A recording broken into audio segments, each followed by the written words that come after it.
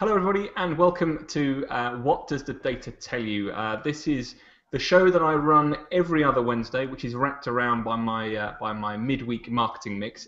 It's a little bit more placid, it's a little bit more calm than the intense 10-minute snippets of massive bits of information from influencers out there.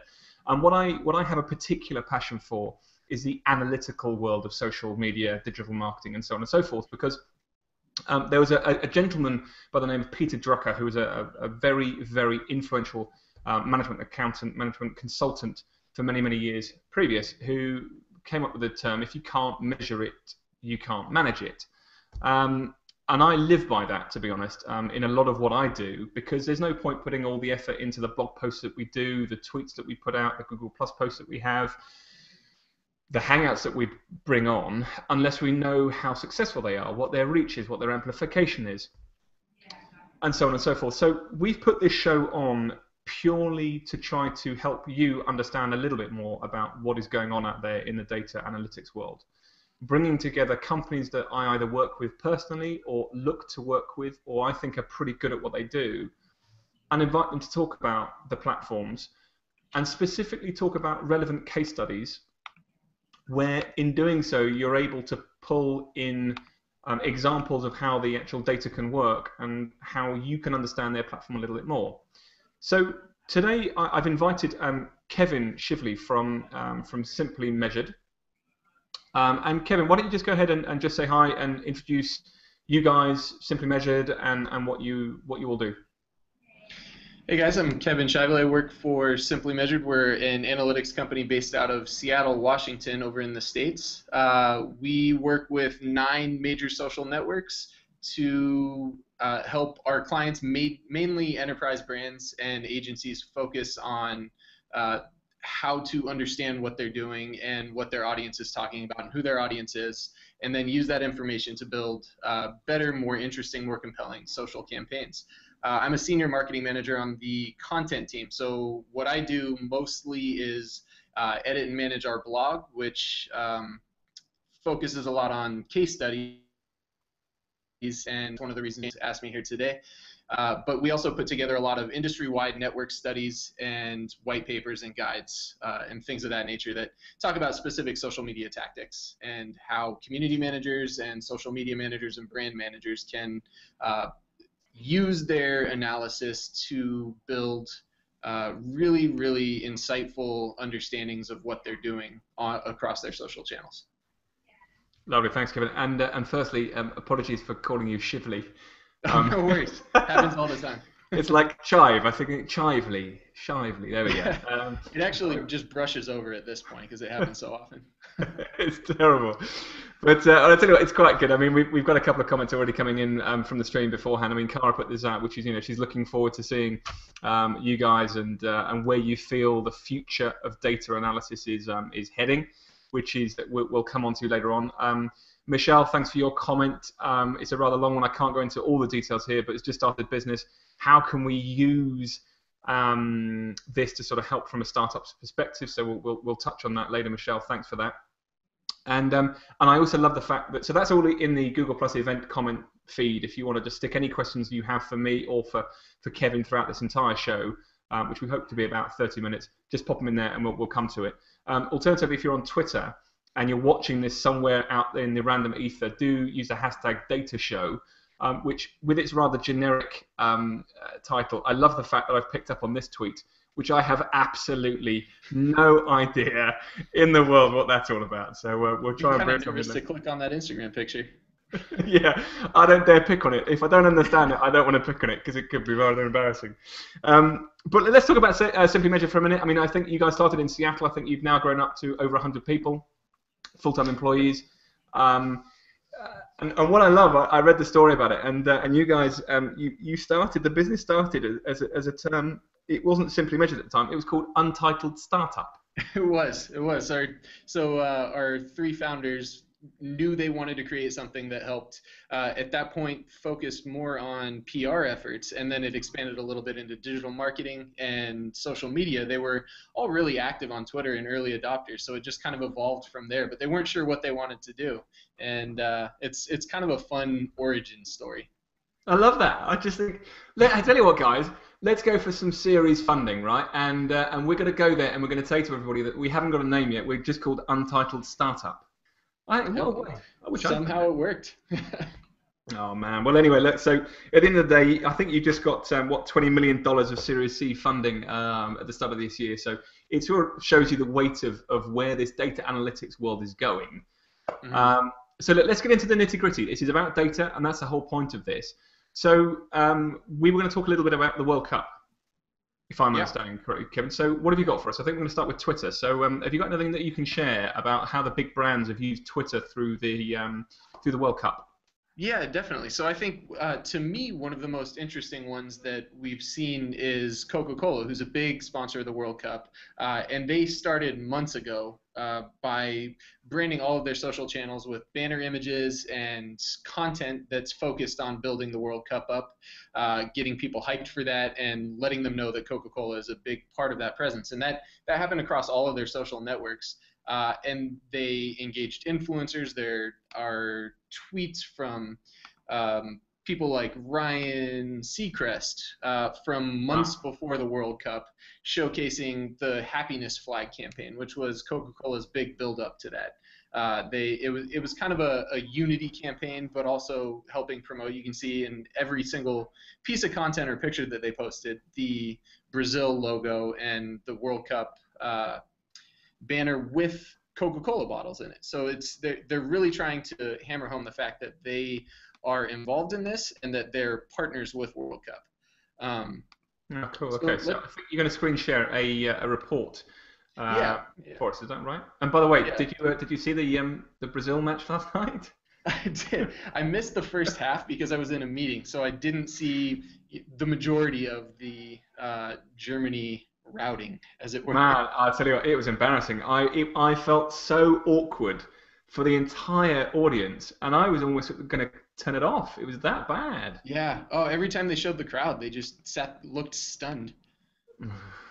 It was. I'll tell you what. There was a picture of a little boy, and he was just crying like this with his glasses, and it was a complete mess. And I was just like, oh man. Brutal. We'll never forget that day. But yeah, so Twitter, how has the Twitter world responded to what Coca-Cola's been doing? Yeah, so let's take a look there. And this is one of my favorite things about social media analytics is you can get a full story just by looking at the numbers. And if you're reporting on them correctly, it can usually be a pretty compelling story. So Coca-Cola has been crazy active over the last month, posting over 4,000 tweets, which suggests they have a very large social team focused on this, and a lot of that is directed towards the World Cup, and it's been really successful for them. All of their World Cup campaigns, you can see over on the right side of this megaphone here, they've added 67,000 followers this month and have over 2 billion potential impressions just on Twitter alone. Wow. That's pretty staggering, and if we scroll down a little bit, you can see... Kevin, just to go back, just to take it back a stage, just so that anyone who's watching this can sort of understand the format that you've got here. So this is all in American date order. At the top, you have Twitter account for Coca-Cola for the 9th of June to the 9th of July. Is that right? Correct, yeah. You'll excuse, because my dates are the other way around. Oh, yeah, I apologize about that. I always forget that. So it's a month format, and then what you've got up here at the top is the engagement megaphone, which I think is probably one of your most notorious reports. It is, and this is our CEO goes crazy over this megaphone still. My favorite part about this is the way it visualizes the data for you. So it really helps you understand what you're looking at. Scrolling through your brand activity from the tweet sent portion over here, the unique people would be the individual users on Twitter who have engaged with that content that you posted. Your total engagement, which comes in the form of replies, retweets, and favorites, as well as organic mentions. So if someone says, hey, I love Coca-Cola, I have one in my hand right now. The interesting thing when brands start to get this big, I think, is that their engagement starts to go to use a kind of overused term, viral, where you can see that Coca-Cola is averaging 2.6 engagements per person following them. That isn't to say that every single person following them tweets at Coca-Cola 2.6 times each month. It's that they're being mentioned across Twitter in more areas than just who their central core audience is. And that's a a really, really big value for the network and a really big value for building your brand out, because you can see their reach and impressions get their content out in front of so many different people. Yeah, it's a classic, isn't it? I mean, one of the things I've just picked up on what you've just got there, and I always think is quite interesting, and you mentioned at the start that they must have a team involved. And on the left-hand side here, you've got that there's 4,000 tweets sent, and that's 134 a day. I mean, that's a significant number. Oh yeah, it's incredible. It's incredible. So, and we can see the majority of this if we scroll down, taking place during the World Cup. So if we went back to May, their activity, and you can see a little bit of it here on the tail. I didn't want to overwhelm the chart. Has picked up exponentially during the World Cup, and on the first day of the event, on the 11th, I believe it was, they peaked in engagement with 26,000 mentions, retweets, favorites on Twitter. So that's pretty incredible, and it's a testament to how well their campaigns work and how they are focused on that. Yeah, and particularly interesting on there. I mean, obviously, if you're scrolling down, I mean, obviously you can then pick up on the engagement peaks on the right-hand side. So it's saying, what, 351% more engagement than daily average. Now, obviously, as a brand manager, as an analytics person on the back end, I'd be looking at that and saying, well, hang on a second, why does that happen? What is that engagement tweet down to? And it looks as if you've got the most engaging tweet from the peak day. So can you scroll that down a little bit? So then I suppose you can ask questions of the data, if that's right. Yeah, absolutely. So you can see exactly what type of content is working for you there. And in this case, obviously, it's a World Cup tweet that's driving a lot of the traffic for them. And in this engagement breakdown here, you can see a lot of that takes place in the form of retweets, the green section there. So it's your actual brand message that you're trying to get shared out there that's getting sent around. So that's a really positive thing at this. And then obviously there's their follower additions during this time frame. Same day, there's a huge spike, but they've maintained it throughout the entire month by having that consistent and cohesive brand presence there. Yeah, so you're boiling down right into the detail of what's going on in their account. Okay, interesting. Yeah, absolutely. And so then one of my favorite parts down here too is once you scroll, there's a lot of data in this report, so I don't want to gloss over anything, but we don't have time to go through all of it right now. No. They can optimize based on day and time, the type of content they're sending out.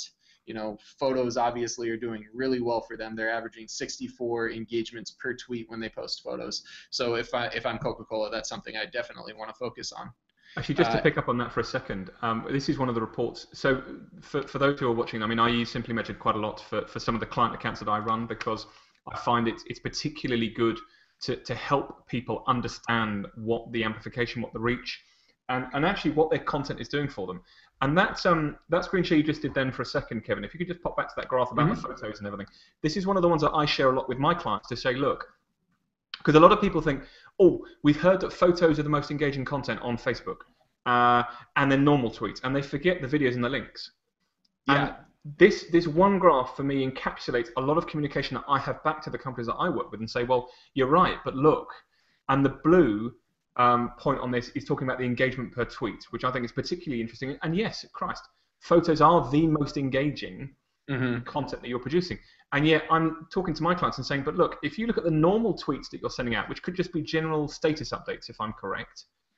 Yeah, absolutely. Yeah. I mean, actually, you're sending so many of them, 1,914 Coca-Cola's point here, but they're only getting 3.5 engagements per tweet. So you've got to ask questions as to, is it the right sort of thing to be saying? Is there any way that you could be doing it better? Any way you could be doing it differently?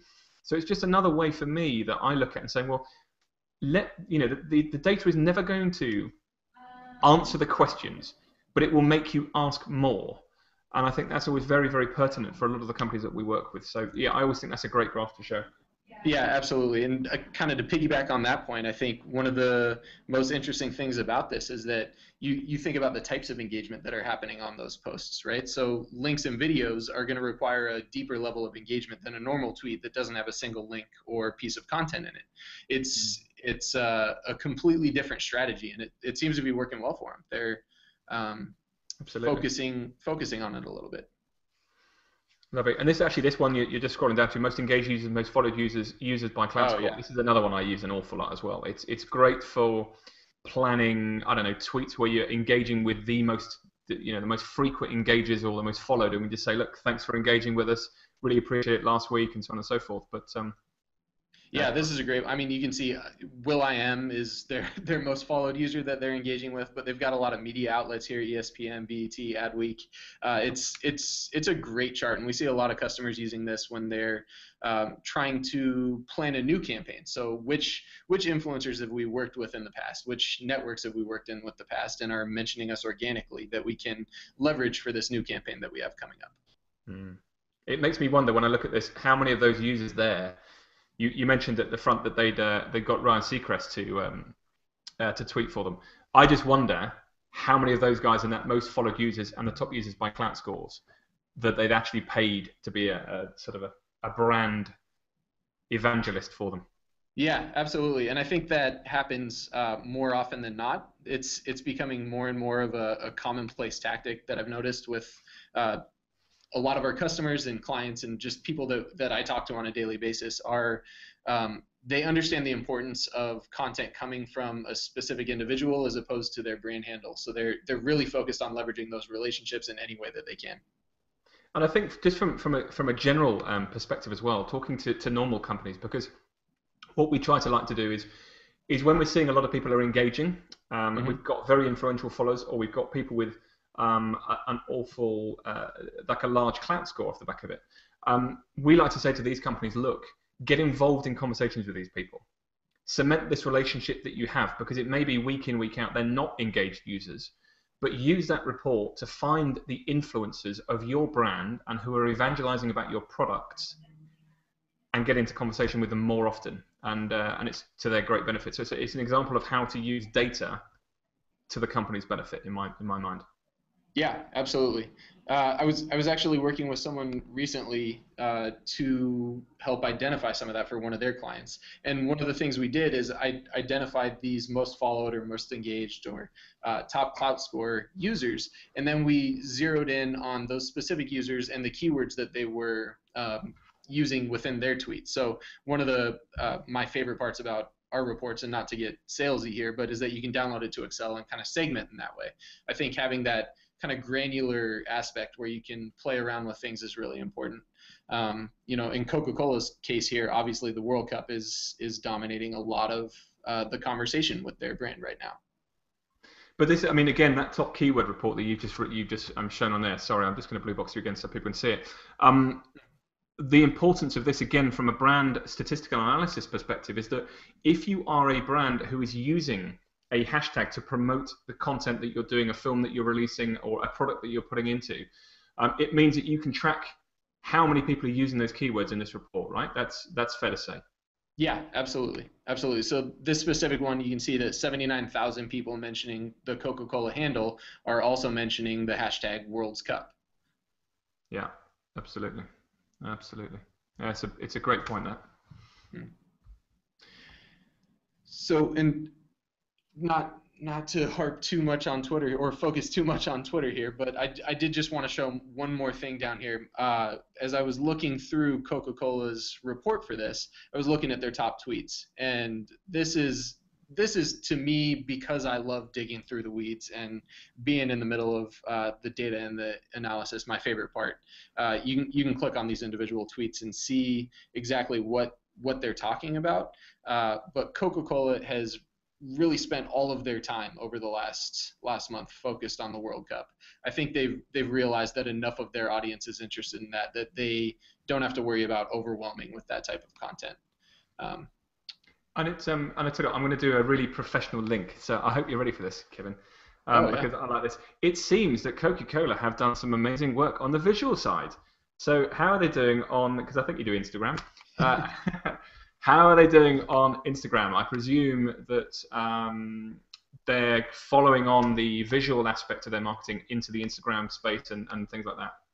Yeah, absolutely. So let me pull that one up here for you. While you're doing that, I'm just going to say, Ami Digital, thanks ever so much for your feedback. I'm just going to blue box this. So enjoying the Hangouts today, using data to enhance your marketing. So cheers, guys. Thanks for that. And they mentioned in a later message about the free tools that you guys have got. So we'll bring that up at the end, Kevin, to provide a link back to you guys, and because there's some really good free tools that Simply Measures do that you guys can just stick in your brand pages, stick in your companies, that you can have a play around with some of this stuff as well. So yeah, let's get onto this onto the Instagram stuff.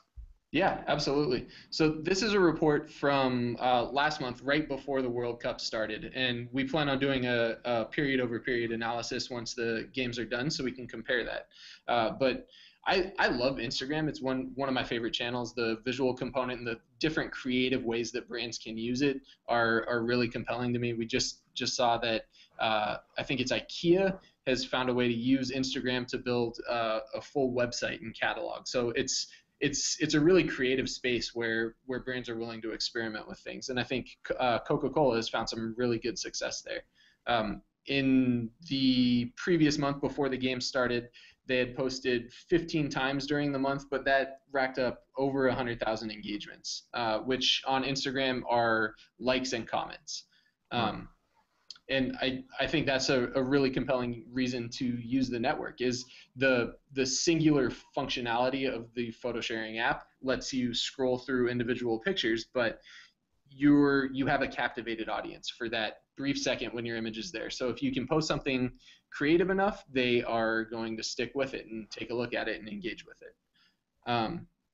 One of the really interesting things here is that you can see they're posting more photos than videos. And the reason I say that's interesting is because of the activity details side over on this side. They have found that photos receive more engagement than videos on Instagram. And so they're doubling down and increasing their efforts on that. And that's both for that. So that's for likes. This is actually interesting. I didn't notice this before. As far as videos or as comments are concerned, videos are receiving more comments on average. So that might be something that they focus on a little bit more in the future too. That's interesting. So that is if I'm correct and my memory serves me correctly, that's the 15-second videos that Instagram are allowing you to publish. Is that correct? It is, yeah. Yeah, and one of the, I think an interesting component to that too is that those videos don't always autoplay super quickly. So it's something that I think a lot of brands have been shy for because there's a little bit extra effort on their audience's part. But when they're doing it correctly, which it seems Coca-Cola at least is, there's a huge opportunity to captivate somebody for 15 seconds. Absolutely, yeah, definitely. I will never forget that time when Vine came out with their 6-second video, and then literally within a month, Instagram sort of trumped them and went, well, actually, hang on a second, we've got 15-second videos. I love that bit. Oh, it was great. It was like the 6-minute abs joke. Yeah. Right. So what else are we learning from the Instagram stuff?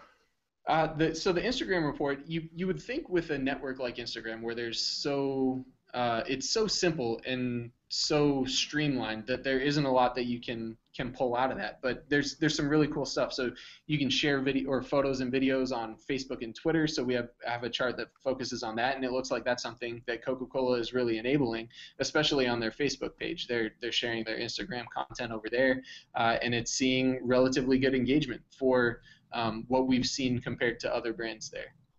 Again, it's interesting to pick up then again on the video side of this, which is on the far right-hand side when you're saying the engagement outside of Instagram, that the videos are getting 15 tweets per post. Yeah. So, I mean, their video, I mean, I come back to me being a data analytics person and saying, right, I'm a brand manager, I want to see what's working for me. I look at that stat and I say, well, hang on a second, we're getting an awful lot of purchase, and the comments and the engagement is massive on the videos and not on the photos, which ironically, platform per platform, is not the same as, let's say, Facebook, when generally photos get more engagement than videos do. Yeah, absolutely. This isn't even standard on Instagram, which is surprising to me. I think the fact that they're seeing such solid engagement on their videos is a little bit unique to Coca-Cola. So it might speak to some of the tactics that they're already using that they would continue to focus on. Absolutely. I mean, Christ, look at the Facebook comments and the Facebook shares per post. I mean, yeah. Photos versus videos. I mean, this is the key, and this is what I get so het up about people understanding analytics, because it's only when you boil down to the minute micromanagement detail of analytics that you go, actually, hang on a second, it isn't the same platform versus platform, it's totally and utterly different in the marketing messages that we're sending out to people. And so Coca-Cola, I'm hoping that the brand manager would look at that and say, well, hang on a second, we've got to push these videos far more on Instagram and what we're doing and how we're doing it, and let's get creative with it. How can we make these videos better and give people more about our products and what we're going to do with them? Yeah, absolutely. That's my favorite part about social media and about how analytics can really enable a brand to find the right tactics. Each network is different, and each tactic within that network, and even as granular as the type of industry you're in. We've noticed, auto brands have a lot more success on Google Plus, and visual brands like, Tiffany or some of the car manufacturers, Mercedes-Benz and Audi, have a lot more success on Instagram because they have those products and the advertising collateral already created that they can share with their audience.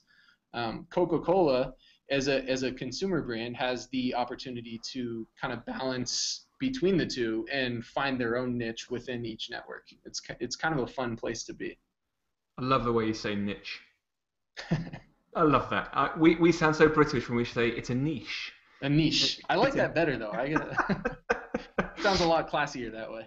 Absolutely, absolutely. So what have we got? Have we got any more on the Instagram stuff that you've put out there on the Coca-Cola stuff? Yeah, let's take a look at one more thing, and I actually haven't looked at this either. Their follower growth is that's actually pretty impressive. Follower growth there. It looks like they're averaging almost 3,000 new followers a week, which is pretty impressive for a network where discovery isn't very prominent. And then like the other networks, we can take a look at their top posts. And one thing that I'm seeing is apparently Coca-Cola is now on Snapchat. So that's kind of interesting. Let's take a look at this post. And yeah, obviously they've done something clever and creative there. They're so good at that. But I'm really interested to see how brands are starting to use Snapchat and what they're going to do to optimize their presence there. Absolutely. So, I tell you what, that to me, Snapchat is a fascinating world, entirely different, and from marketeers' perspective, I think you've got to think so differently in order to capture the audience and how you deal with that platform. So it's there you go. There's your next platform to understand. I don't know how you do that on Snapchat, but there you go. Yeah, we're working on it. We're trying to figure that out. So the one-on-one communication makes it kind of tough. Yeah, almost impossible, I'd say. So tell me about it. So we've gone through. Hang on. You said at the start, I think you said 9 platforms that you're dealing with. So let's just work me through these. So Facebook, Twitter, Google Plus, Instagram. Yep. Tumblr. Yep. Yeah, Tumblr is one of them. YouTube is another. Vine. Let me see if I can get all of these. Google Analytics. Google Analytics, yeah, we do tie in, and that's kind of a really interesting use case that we have a ton of fun with. Being able to tie your social data into your website analytics is really important for marketers who are trying to connect the entire either purchase process or brand experience or whatever it may be. What are users doing on social compared with what they're doing on the website, and how those two things kind of interact with each other. Absolutely. I have to say, again, it's another one of the reports that I use quite a lot, which is the Google Analytics, because Google Analytics, it is a good interface, but actually I find that the friendliness and the colors and the buttons and the way that the data is pulled together, I actually quite like the analytics. And you use a lot of funnels, like that Twitter engagement megaphone. You have the funnels of the analytics coding, which I actually think is quite good. I've forgotten. I wanted to bring up a question because I'd seen one, and I hope you don't mind. It was a post on Google Plus, which I'm just going to bring up now because I found this really, really interesting. And I don't know if you can see this. Let me just see if I can enlarge the screen a little bit here. Because it was a question coming in from Nigel Arun. Sorry, Nigel, if I pronounced your name wrong here. That you guys, and it was a post by Jeff Boulos recently, about tweeting every 15 minutes was very effective. So we're going back to the Twitter reports. Results showed that tweeting every 15 minutes instead of 30 led to an increase in traffic by 31% and engagement up 89%. I love this. Wow, I've had a hard time even grasping the idea of tweeting that much. What about you, Jeff Boulos? So could you just comment on that a little bit for me? Because I think that's a really interesting bit of research that you guys have obviously done. And I mean, that's an awful lot. I mean, every 15 minutes, but that seems a big growth in figures, right?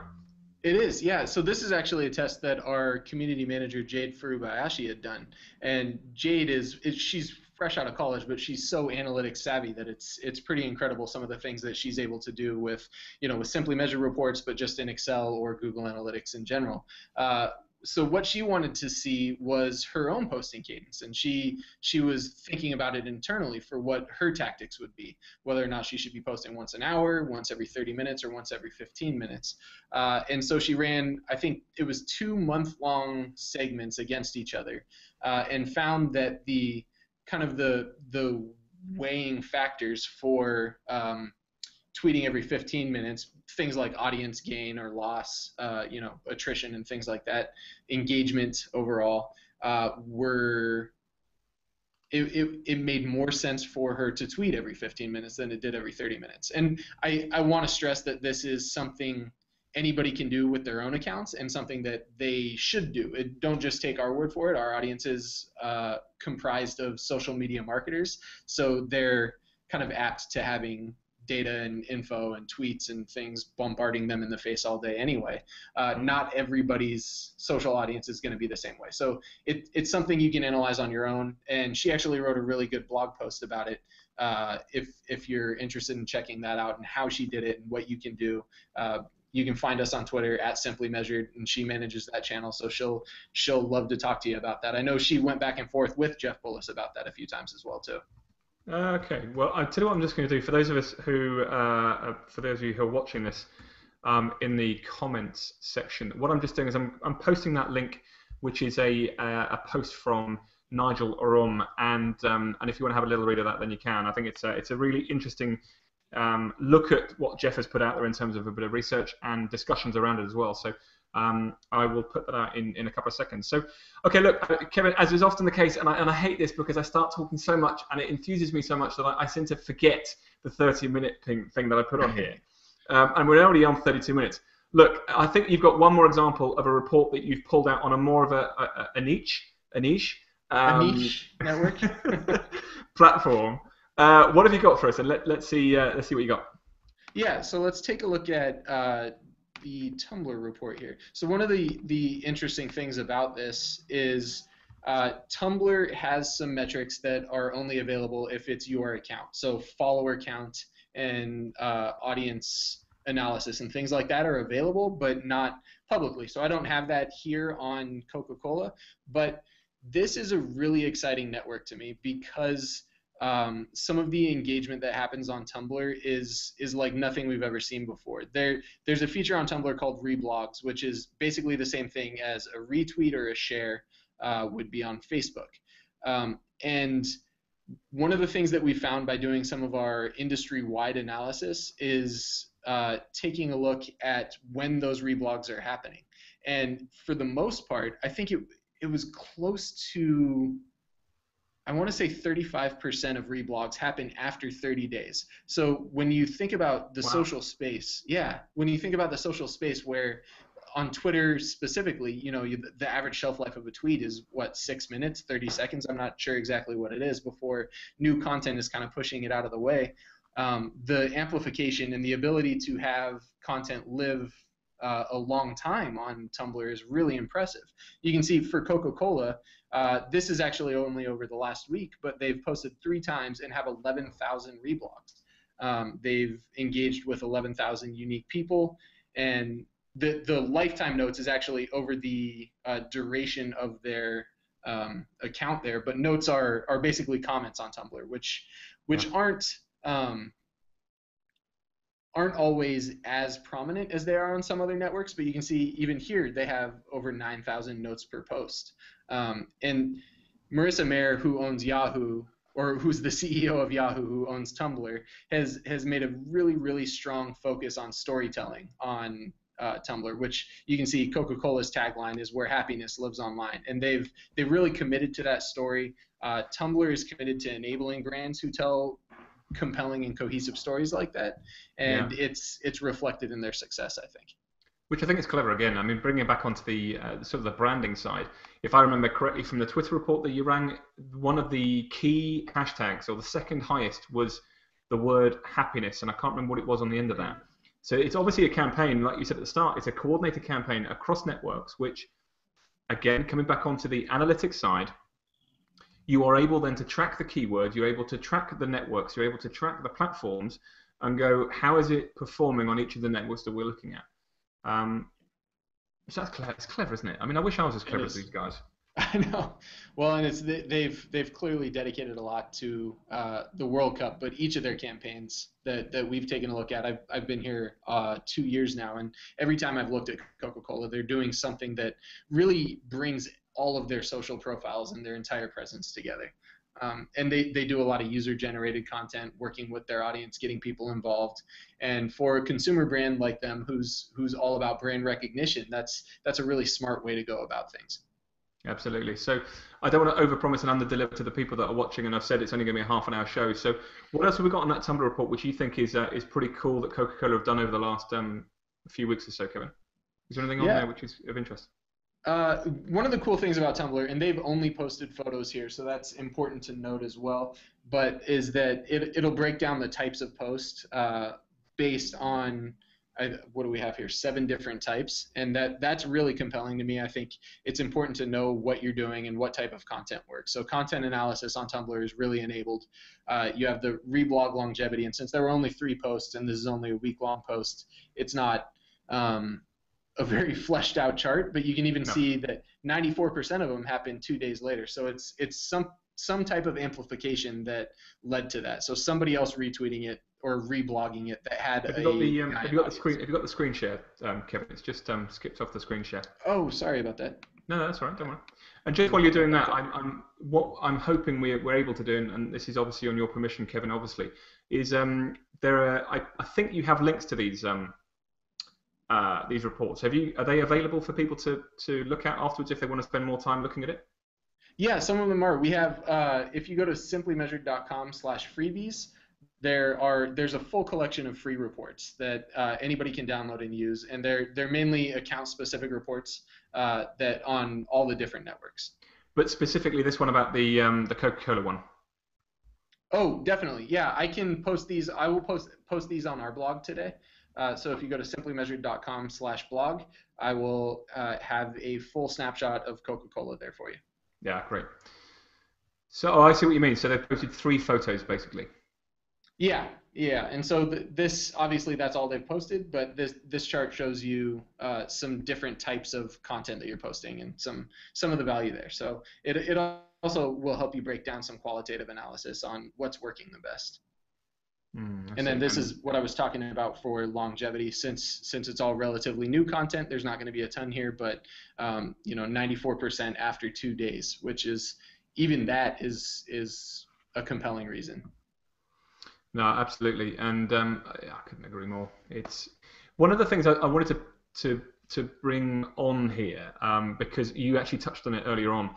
Is that point at the very top right-hand side of that report that you've just shown, and any report for that matter on the platform, is that you can download each of those reports, which are beautifully constructed, down to absolute numbers, quantitative numbers, which you can then boil down and dig down into if you're that much of a data nerd like I am in a respect.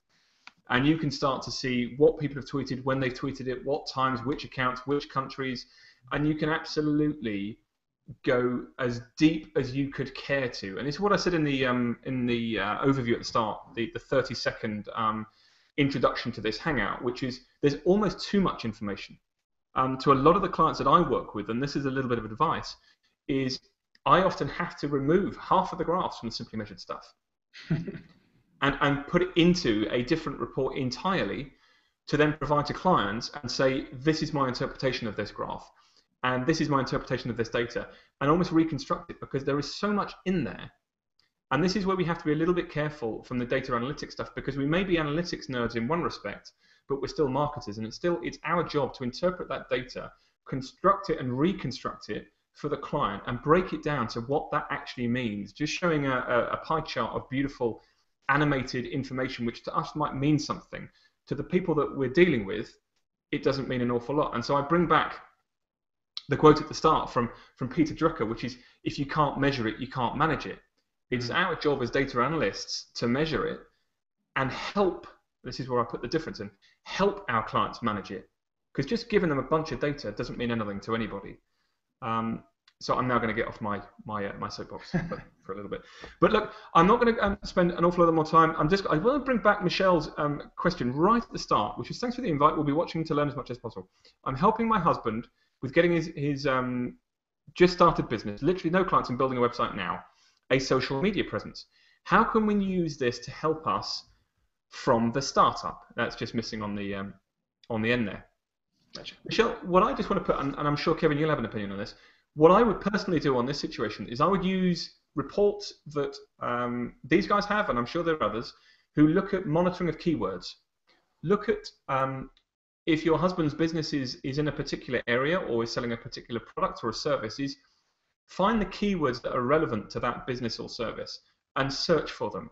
Find who is tweeting about that. Find who's using it on Facebook. Find the users on Google Plus who are talking about that sort of that hashtag.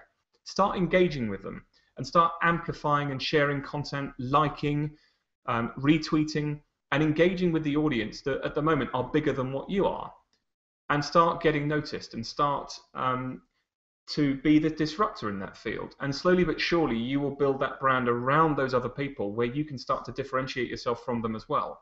And so I made a little note of find the influencers and monitor keywords. That's my advice to start off with. Kevin, I don't know if I think you might have disappeared. Kevin's gone. He's disappeared from the thing. He can't do a final hurrah. He might just pop back on in a minute. So I'm actually going to finish that there, I think, because the only one that I had to finish off with was Kevin had mentioned some freebie reports at the end. OmniDigital, I think you've actually put on here, there are 54 free reporting tools, so that's pretty cool. I didn't know there was as many as that. But I'm just going to give you an easy link for those of you who are watching this not live. At Simply Measured is their Twitter handle, http://bit.ly/data show, and that will direct you straight to their freebie reports where you guys can put in your own accounts, whether it be Facebook, Twitter, Google Plus. I think they're a little bit limited to the number of followers that you have, but you can still use it and have a little play around with it and see what's going on with your accounts. I want to stress immediately on all of these companies that I bring on here, there's no affiliation from me at all. It's just that I think they're doing pretty cool things, and I want you guys to understand it and share it as well. So with all that said and done, I think that's going to end the show. I'm sorry it's overrun a little bit, but I hope you enjoyed it. In a couple of weeks' time, we've got a company called Pulsar coming on, another data analytics platform, which I don't have an awful lot of knowledge about, but I'm going to learn it in the next couple of weeks to share it with you and get their guys on. Kevin just said his internet got cut up, so it's now disappeared. But so that's in 2 weeks' time. Next week we have the midweek marketing mix coming on, and we have the author in this respect of David Amalan talking about his 2 books. We have Joshua Berg coming on talking about search engine optimization. We have, who else do we have on? We have, I can't remember the rest of the guys who are coming on. My word, who are they? Anyway, it doesn't matter, but we're going to have a packed out show next week on the midweek marketing mix, so I hope you'll join me that, which is 10-minute segments, really quick fire news, exciting stuff happening in the social media world, which is a lot faster than what we've got going on here, but it's to give you as much information as possible in 60 minutes. So I hope you'll join me then, and other than that, thanks for joining me now. Cheers, everyone. Bye-bye.